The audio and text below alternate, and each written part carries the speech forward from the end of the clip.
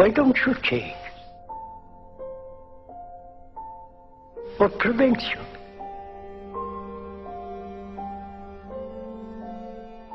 But ask that question more seriously and deeply. What's your answer? Why don't you change? What prevents you?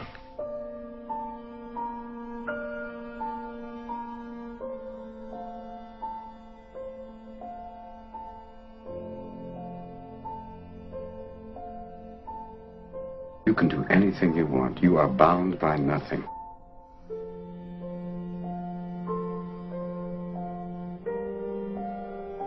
What are you passionate about?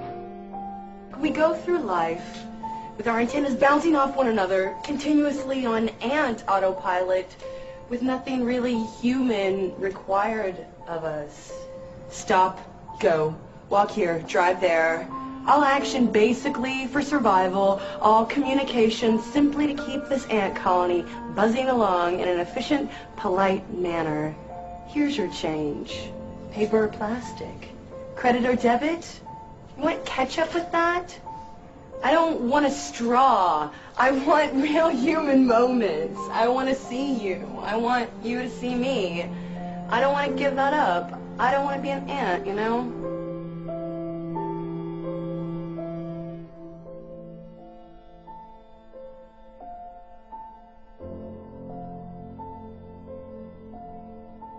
I did my career on my own terms, and I don't know how many people get to do that anymore. I think there are too many expectations, there are too many pathways and rules, and true rebels don't seem to be around very much. So what would you say to a 20-year-old then? What would you say? I would say do what you love, do it well, and if people pat you on the back for it, you got it.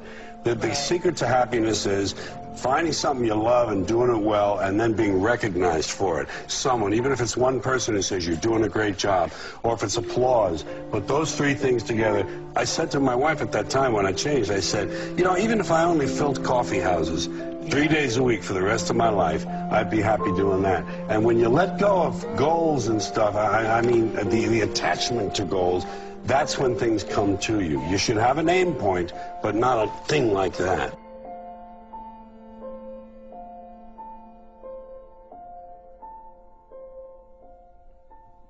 Everybody's running around trying to save the planet. Yeah. The planet doesn't need that. The planet will take care of itself. People are selfish, and that's what they're doing, is trying to save the planet for themselves to have a nicer place to live. They don't care about the planet. People think nature is outside of them. They don't take into them the idea that we're part of it. They say, oh, we're going for a nature walk. We're going to the country because we like nature. Nature's in here. And if you're in tune with it, like the Indians, the Hopis especially, the balance of life, the balance, the harmony of nature, if you understand that, you don't overbuild. It's a symphony. Everybody's in the band. You know, it's not just one group.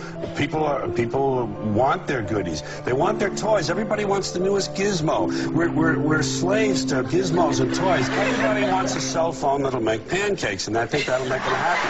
Yeah. There are places that are going to go with.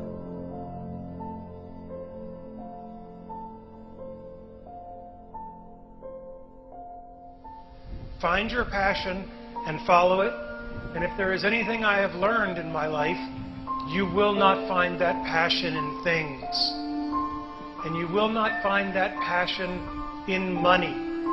Because the more things and the more money you have, the more you will just look around and use that as the metric, and there will always be someone with more.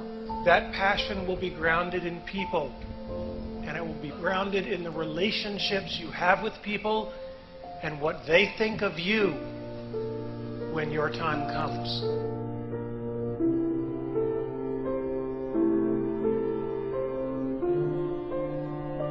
We are actually soft-wired to actually experience another's plight as if we are experiencing it ourselves.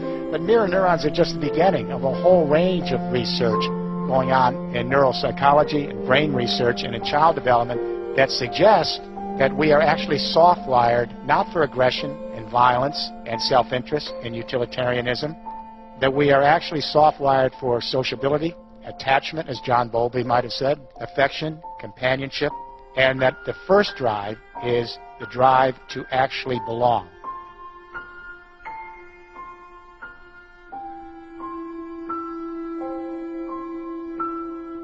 what we are trying during all these discussions and talks here is to see if we cannot radically bring about a transformation of the mind.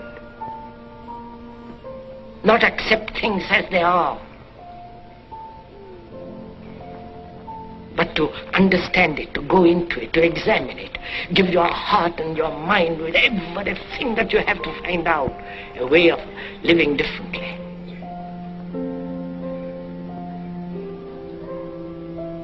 But that depends on you and not somebody else.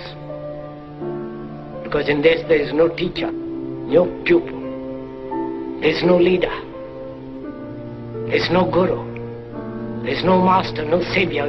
You yourself are the teacher and the pupil, you are the master, you are the guru, you are the leader. You are everything.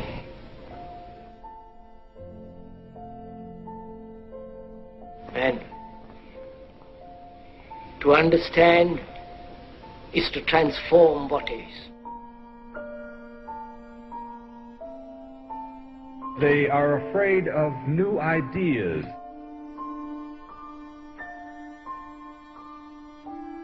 They're loaded with prejudices, not based upon anything in reality, but based on if something is new, I reject it immediately because it's frightening to me.